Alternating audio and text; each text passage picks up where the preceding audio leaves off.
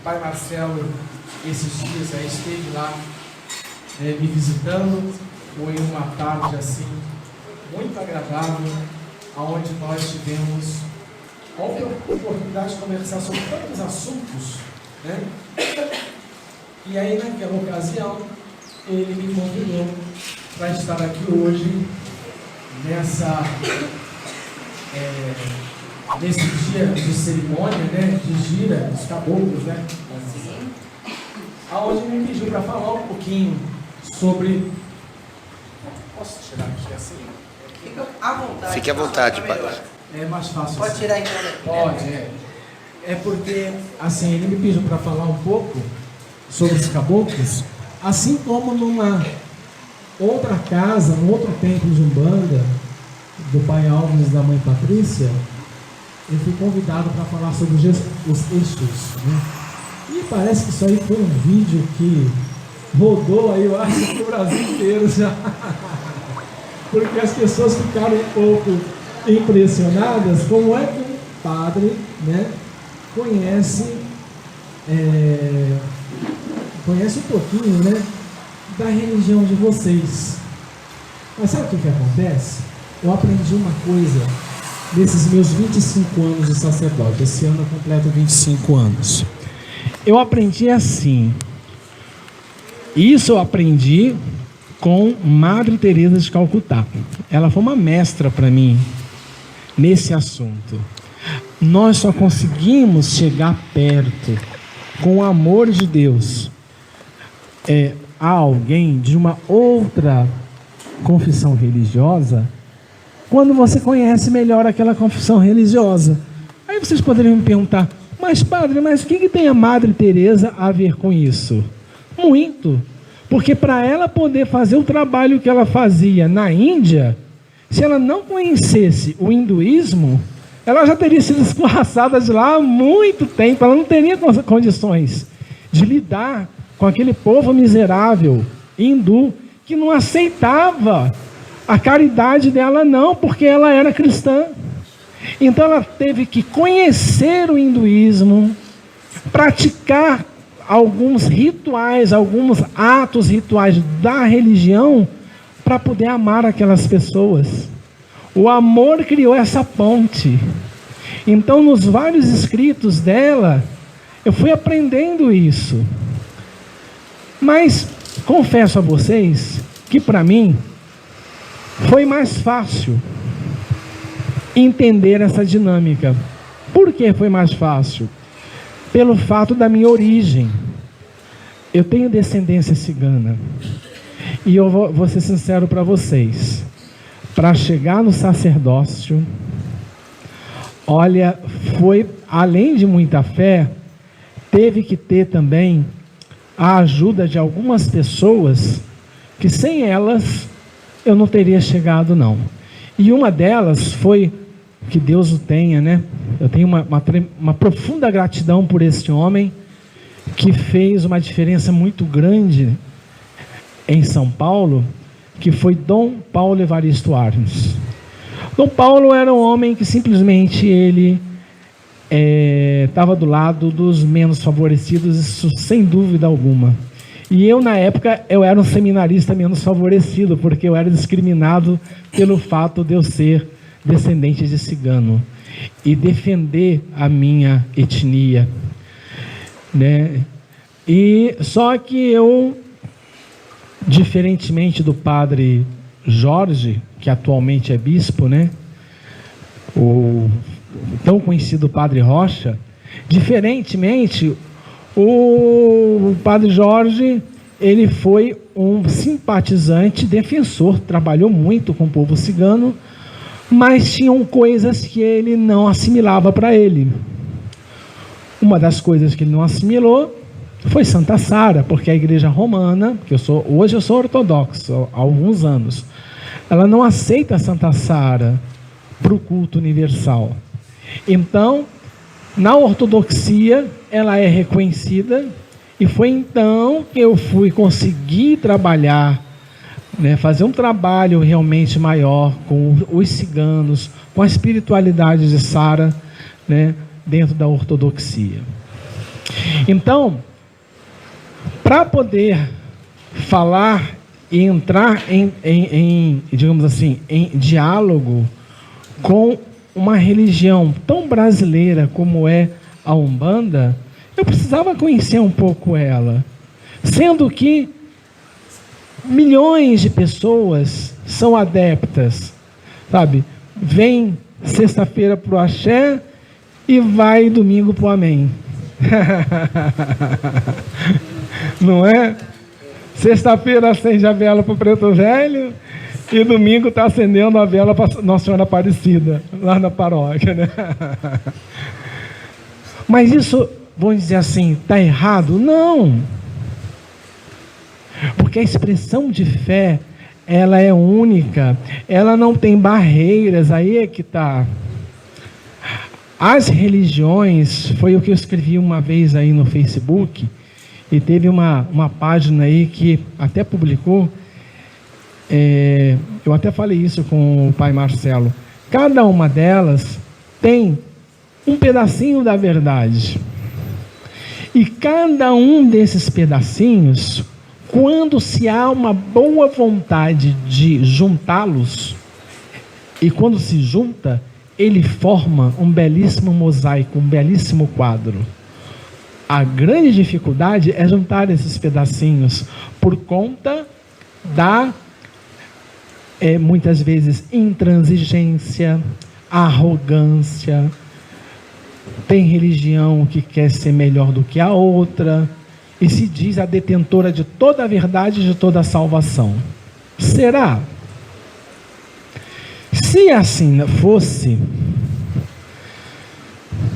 num belo dia lá, do início do século XX, 1907, 1908, no Rio de Janeiro, um rapaz que queria muito entrar para a Marinha do Brasil, a história dele é essa, não teria manifestado dentro de um centro de mesa branca, de uma forma assim inesperada, uma entidade totalmente fora e diferente daquilo que estavam acostumados, lembrando de uma coisa muito importante, pessoal.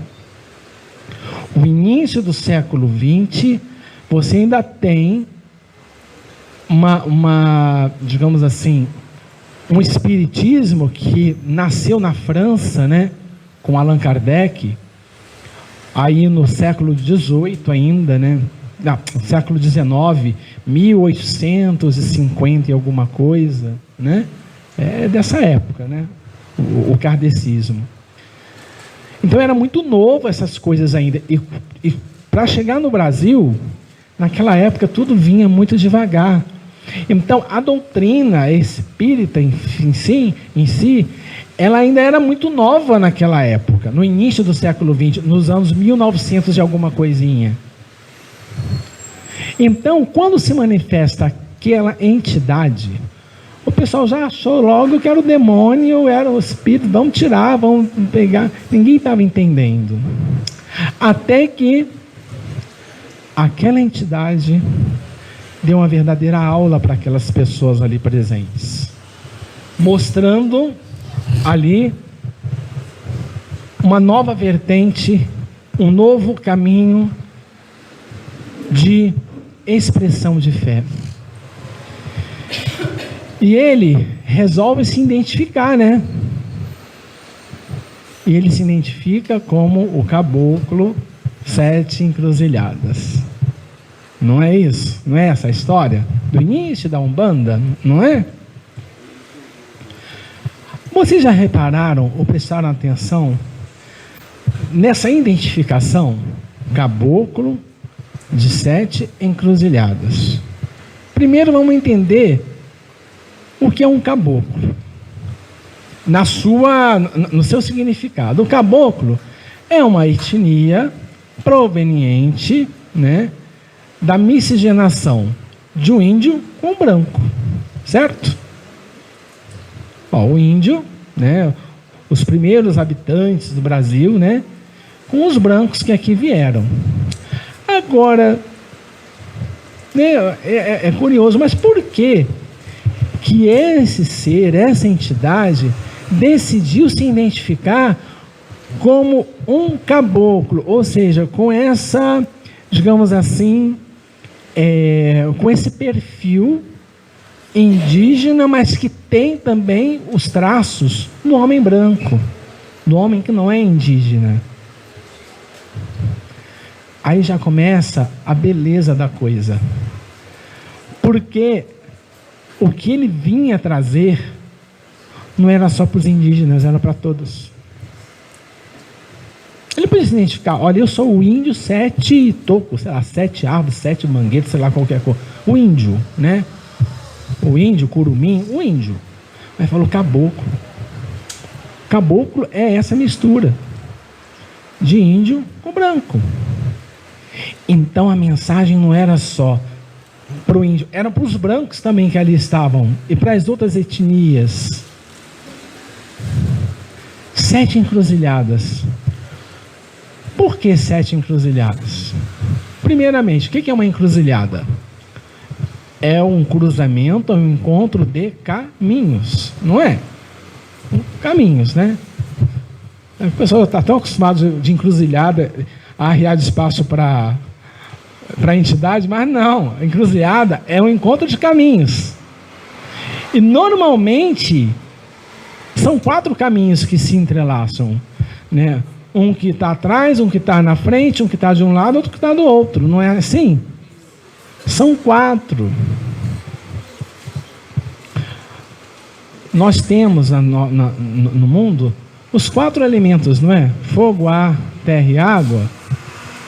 São coisas que estão relacionadas. A encruzilhada também forma uma cruz, não é? E o que é uma cruz? Na verdade, a cruz, ela simboliza a síntese de fé e vida. O que significa isso, fé e vida? Fé é a haste vertical, né? É o pauzinho vertical da cruz. É aquilo que nos liga com a espiritualidade. É a nossa dimensão enquanto seres espirituais. E vida é a nossa vida material mesmo. A nossa vida enquanto homens terrenos. Então ele falou em 4, numa encruzilhada, que são encontros de caminhos, e também se referindo aos elementos. Olha quanta coisa bonita. E também se referindo à dimensão fé e vida do homem. Mas ele fala em 7 encruzilhadas, em 7 caminhos. Por que o 7? Porque cabalisticamente, desde os tempos judaicos, o número 7 é o número da perfeição. Só que o número 7, por ser 7 encruzilhadas, dá ao todo o número 28. E 28 na numerologia se resume no número 1. São 7 caminhos que levam a um único caminho. Ninguém nunca talvez tenha pensado nisso, né? 7 caminhos, caminhos que se cruzam, que se entrelaçam. E era essa a proposta desse caboclo, essa entidade matriz. São vários caminhos que levam a um único caminho. Sabe? Isso está aí, olha, numericamente mostrado aqui para vocês. Mas tem mais. Esse número 7 já estava também sendo preconizado ali, as 7 linhas da Umbanda, que depois vem se desenvolver lá na frente. Não é? Não tem as 7 linhas da Umbanda, Frei Marcelo? Não é? Que depois vai se desenvolver, vai se aprofundar essa questão das 7 linhas, quando vai se passo a passo se aprofundando, né, a partir em que casas vão sendo abertas, em que as entidades vão então saindo do véu escondido e se apresentando, e aí começa todo, digamos assim, toda uma evolução e um aparecimento, né, e uma estruturação da religião. Então, os caboclos, eles também, quando eles, enfim, começam, né, a ter assim, esse entendimento como esses irmãos da mata, que conhecem a mata, eu entendo essa, digamos assim, esta vibração, essa espiritualidade dos caboclos da seguinte maneira: eles trazem para a gente a mensagem da luta, de não desistir de jeito nenhum. Eles são aqueles que vão atrás e não deixam a peteca cair. Você entende? São eles que, assim, digamos, abre caminho, abre picada, é aquele que conhece, sabe, e busca os caminhos alternativos quando um caminho aqui não dá para prosseguir. E esse é um grande ensinamento, porque muitas vezes na vida a gente acha que chegamos num beco sem saída. Os caboclos não têm beco sem saída. Eles têm a sabedoria de que para tudo tem uma saída. Até para a morte tem saída? Tem. Senão vocês não estariam aqui, estariam?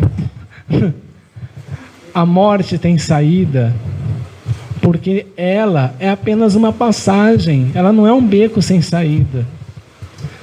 Ela é uma porta para uma outra realidade. Não é? Quando nós temos fé e acreditamos nisso, está tranquilo. A morte é apenas um portal, sabe? Onde a gente passa para uma outra dimensão. Sabe? Muda de fase, como o pessoal que brinca com videogame, muda de fase. Você passa por uma, vai para outra. E para tantas outras que a gente vai galgando no decorrer de toda uma existência espiritual. E os caboclos vêm ensinar isso, sabe? A ter garra, sabe? A não deixar a peteca cair. Às vezes, são eles que têm uma certa, digamos assim, daquele saculejão nas pessoas para cair na realidade. E às vezes esses saculejões são importantes. Viu? Eu vou confessar uma coisa para vocês.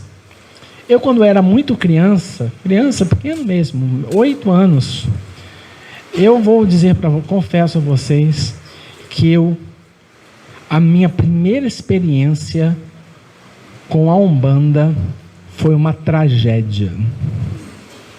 Foi horrível. E foi justamente com os caboclos. Eu era criança, naquela época eu morava no Rio, né? Eu sou do Rio de Janeiro, eu morava lá.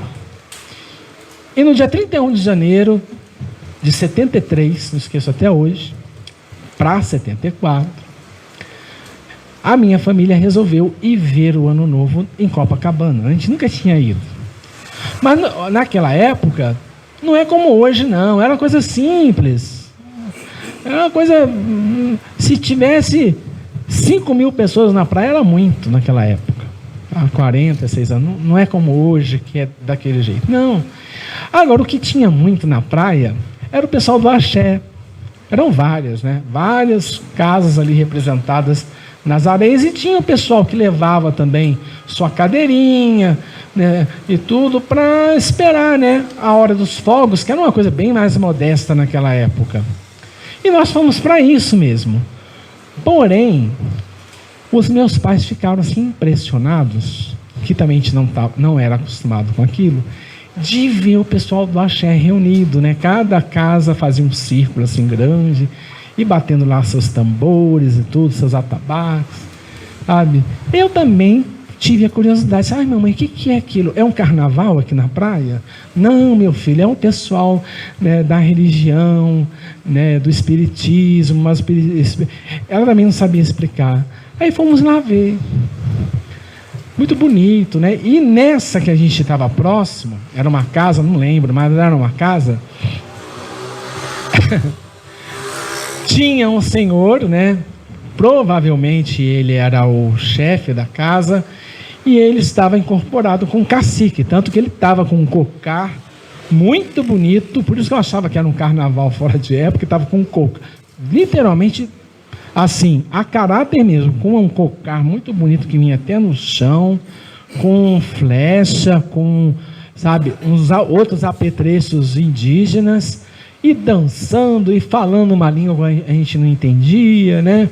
E tudo. Então, meu trauma é porque ele começou a dançar, e eu fiquei justamente, digamos que aqui era a corda, né? Que separava, assim, as pessoas da praia do corpo mediúnico, né? Então, suponhamos que vocês sejam um corpo mediúnico, e a gente estava aqui. E ele dançando e tudo, e indo lá, indo cá. Só que aí teve uma hora que ele veio para o meu lado, ele ajoelhou com a flecha e gritou: "Oh!" Eu fiquei apavorado e saí correndo. Eu acho que eu fui parar no Leblon. Eu não queria ver aquilo. Aí minha mãe veio correndo atrás de mim, meu pai: pega o garoto. E todo mundo achando que era ladrão, pega ladrão. Eu estava apavorado. Eu fiquei mais branco que a roupa deles, entendeu? Eu não estava esperando aquilo. Quando me acharam: não, me solta, mãe, aquele homem vai me pegar, aquele índio vai me pegar e tudo. Não, meu filho, aquele é apenas, sabe, uma expressão. Eu inicialmente fiquei com muito trauma daquilo. E eu acho que foi por conta disso que me surgiu a curiosidade, depois de alguns anos, de estudar. Quando a gente foi estudar as religiões, as várias religiões do mundo, eu fiz questão de aprofundar mais a Umbanda, porque eu tinha que tirar aquele trauma de mim, do índio. Tanto que às vezes que eu era convidado, como vim hoje aqui, em épocas atrás, quando eu era seminarista, que eu era convidado a participar de, né, uma gira, né, uma reunião, quando era dos caboclos, eu engolia assim, seco, sabe, meu Deus, na hora que ele não grite igual como ele gritou. E aí eu fui entendendo, estudando. Olha como é que é bacana. Quando a gente conhece, a gente abre o coração para o amor. Então eu passei a entender. Aquilo, na verdade, foi uma saudação que ele fez, mas eu era criança, 8 anos, não entendi aquilo. Eu morri de medo. Eu nunca tinha visto aquilo, né? E eu saí correndo no meio do povo, assim, fui parar quase no Leblon, e lá foi minha família atrás de mim, sabe? Para me pegar, porque eu corri mesmo, mas corri mesmo de que ninguém me segurava. Mas, gente, os caboclos, na minha compreensão, na minha humilde compreensão, desculpe se eu não estou sendo correto no que eu estou dizendo, mas a minha compreensão desses amigos e irmãos é que eles vêm para justamente nos ensinar a dar gritos de guerra e a não nos conformarmos com as situações da nossa vida. Eu estou colocando isso porque é verdade. Às vezes a gente tem que dar o grito de guerra, sim. Sabe, eu aprendi com uma freira que quando a gente está no fogo, a gente tem que gritar e berrar para pedir socorro. Não é ficar digamos assim, na passividade, esperando a espera de um milagre. Às vezes, a gente tem que fazer a coisa acontecer. E os caboclos, eles têm isso, sabe? Eles vão para a luta, eles fazem acontecer. Eles querem que as coisas, sabe, andem. Eles têm essa coisa Eles têm essa coisa do movimento. Não é estático nada, sabe? Tem o conhecimento das ervas. E digo uma coisa para vocês: nas matas está lá a cura de todas as doenças que se possa imaginar, físicas e energéticas. Está tudo lá. E eles conhecem. Basta a gente ter. Aí vocês poderiam dizer, mas padre, mas por que ele não receita para mim? Você não abre o coração para que ele chegue no seu coração e chegue no ponto? Você abre de verdade? A gente está disposto a abrir mão de certas coisas? É assim, gente. Espiritualidade tem que ter sintonia de coração para que a gente possa receber as graças, receber, sabe, os benefícios. E é isso que muitas vezes falta. E ter essa visão, né, do povo das matas, da Jurema, o povo que lida com essa energia das plantas, das águas, sabe, se baseiam nas estações do ano, conforme a posição do sol, da lua, das estrelas, do vento, conforme o canto de um passarinho. É assim que eles conhecem a vida. É assim que eles nos ensinam a nos entendermos melhor. Eu gostaria de concluir, porque senão isso aqui dá um tratado, viu? Dá um tratado maior que Tordesilhas, Pai Marcelo. Eu gostaria de concluir propondo a vocês, quem já assistiu esse filme, assista ele novamente. Quem não assistiu, recomendo que assista, mas eu vou fazer uma proposta para vocês. Eu já vou dizer qual é o nome dele. Vocês vão assistir esse filme com este olhar dos caboclos. Porque numa mata, nessa falange, eles entendem que tudo está conectado. Por que se pede tanto quando você vai lá na natureza para não arrancar uma folha, para não espetar um animal, não matar um inseto? Porque está tudo conectado. Cada elemento ali tem uma razão de ser e de estar ali. Nós é que somos os visitantes. Eles são os donos da casa. Porque está tudo conectado. E tudo ali tem uma razão de ser e de estar. Uma pedra, sabe, um galho pendurado, um cipó ali meio de bobeira, ele tem que estar ali. Nós não podemos ficar arrancando, nem tirando, nem mexendo. A gente tem que entender e introjetar aquela realidade para dentro da gente. O filme, vocês têm que olhar com essa visão. Chama-se Avatar.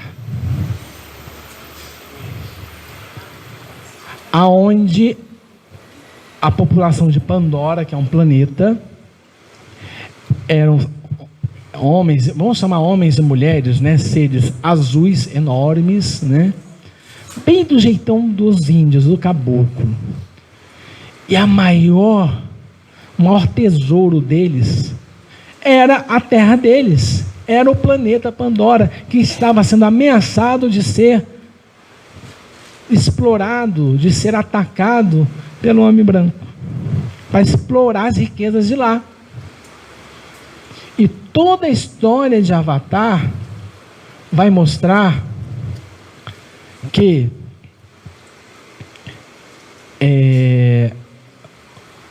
o bonito, aqueles, principalmente a cientista e o rapaz que é o soldado, o Jake, que era aleijado das pernas, eles mostram ali, nesse filme, esse filme mostra que nós temos a condição de dar inteligência e de emprestar o nosso corpo, a nossa inteligência para eles. Se você olhar assim, você vai entender isso. Quando eles entravam naquela cápsula, em que eles o corpo deles, humano, não tinha mais nenhuma, não tinha serventia. Era apenas um canal para dar força para o Avatar, para aquele ser azul, que era cheio de vida, cheio de vigor, e que eles passaram então a conspirar a favor de Pandora e contra os invasores. É mais ou menos, gente, o que acontece com os médiuns. Eles emprestam seu corpo para algo maior acontecer. Sabe? Isso é um gesto de humildade, em que você sai de cena para que um ser maior e melhor possa, digamos assim, realizar uma obra que vai trazer evolução, vai levar caridade, vai levar luz para todos que vêm aqui procurar. E era isso que o Jake, a professora cientista e os outros faziam. Eles emprestavam a sua inteligência, seus corpos, tudo bem, né, num gesto simbólico, aquela máquina que se conectava com aquele, digamos, com aquele ser, né, inanimado, mas que ele passava a ter forma, ter inteligência, ter, sabe, palavras. Havia uma conexão do ser com eles. Então, assim, apenas uma maneira de se entender o quanto que nós precisamos, enquanto homens e mulheres, filhos de Deus, ser instrumentos de Deus. Não importa a maneira como nós expressamos a nossa fé, se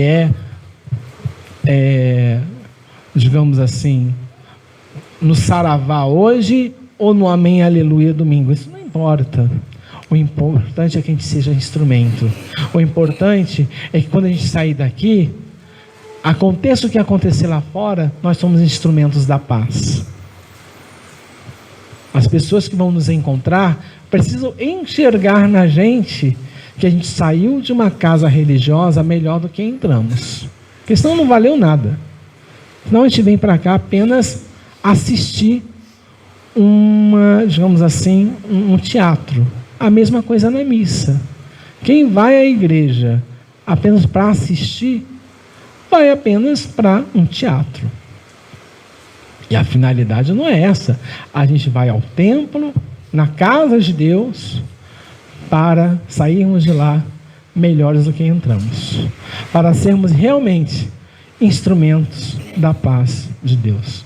Seja aqui, seja na igreja no domingo, seja na igreja evangélica ali do lado, seja numa casa de candomblé, seja onde for, que a gente possa ir lá e sair de lá melhores instrumentos, úteis, para que Deus possa escrever a história de amor nos nossos corações e nos corações de tantas pessoas. E antes de a gente concluir, eu gostaria de ler um trecho. Nossa, o padre parece crente, já está com a Bíblia embaixo do braço.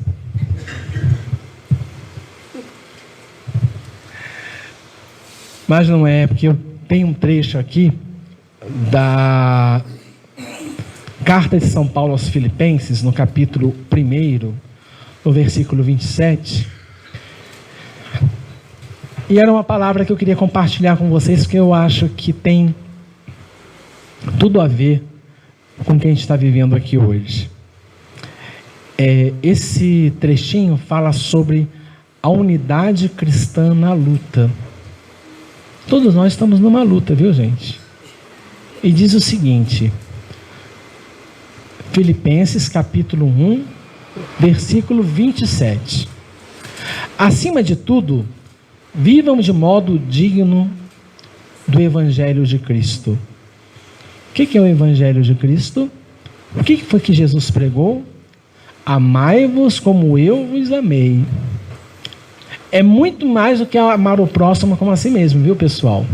O amai-vos como eu vos amei é um passo a mais. É você receber o seu irmão da maneira como Jesus recebia todo mundo. Tá? Esse é o grande evangelho. A partir daí tem toda uma subdivisão, mas o principal, a essência, amai-vos como eu vos amei, para que ou indo até aí para vê-los, ou estando ausente, eu ouço a respeito de vocês que estão firmes em um só espírito, com uma só alma, lutando juntos pela mesma fé do Evangelho. Gente, me perdoe, mas eu celebrando a minha missa no domingo e vocês celebrando o axé, sabe, agir aqui, nós estamos lutando pela mesma fé, que é o que? A caridade. Que as pessoas saiam daqui melhores do que entraram. Não é isso. Se vem um filho que vem aqui, chega aqui, né, e tudo, se consulta, ouve um conselho, se essa pessoa vai melhor, mais aliviada e mais confiante para casa, não é uma alegria isso? Não é uma alegria? Você saber que uma pessoa saiu do seu templo melhor do que ela entrou. Está se cumprindo uma missão. E vocês que levam para casa essa coisa boa, devem transbordar essa coisa boa lá, aonde você vive, no seu trabalho, na sua escola, com os seus. Não é? E que em nada se sentem intimidados pelos adversários. Nós não podemos ficar intimidados com aqueles que simplesmente, digamos, discriminam, né? Discriminação, já estou acostumado, não com essa palavra, mas com essa vivência, porque, né, sabe, hoje em dia não tem mais, né? Mas antigamente, no sábado de Aleluia, tinha uma prática chamada malhar o Judas, né? Pois é, só não me penduraram no poste até hoje ainda, né? E a gente é intimidado pelos adversários. Pois o que é para eles prova evidente de perdição, para esses adversários, o que para eles é prova de perdição, é para vocês sinal de salvação, e isto da parte de Deus. Porque vocês receberam a graça de sofrer por Cristo, e não somente de crer nele, pois vocês têm o mesmo combate que viram em mim e que agora estão ouvindo que continuo a ter. O que Paulo está querendo dizer aqui?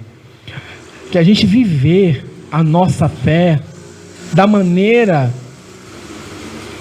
como precisa ser vivida é estar realmente dando a cara para bater todo dia, toda hora. É ou não é verdade? Não é?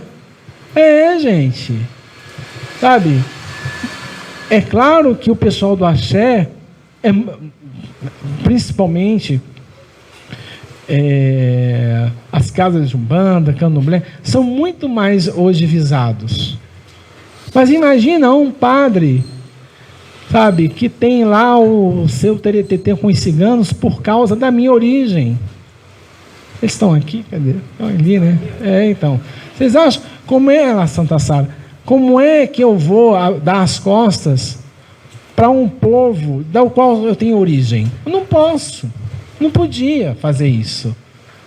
E a gente sofre as consequências por abraçar essas causas.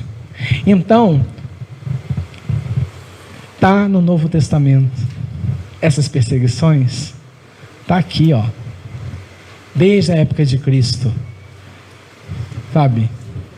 E dizer, mas o senhor tem certeza, padre, que é uma umbanda da vida, ela é cristã? Então aquele lá é o Papai Noel, porque isso aqui lá não é Jesus Cristo. Eu tiro logo uma foto e mostro. Vocês acham que eles acreditam em quem? Em Oxalá, isso é um nome. Jesus Cristo, em hebraico, é chamado de Yeshua. Não é Jesus Cristo.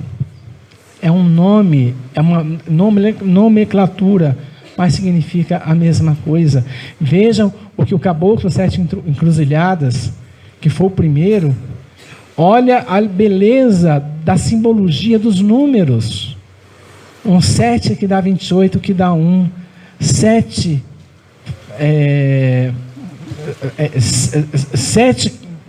28 caminhos que no fundo acaba dando um único caminho, porque todos se encaminham para o Pai maior. Amém? Falar sobre eles dá um tratado, mas eu fico feliz de ter compartilhado esse pouquinho com vocês. Que nós possamos ser aquilo que diz na prece de Cáritas, o espelho aonde se refletirá e deve se refletir sempre a divina imagem do Pai Criador. Gratidão imensa. Deus abençoe.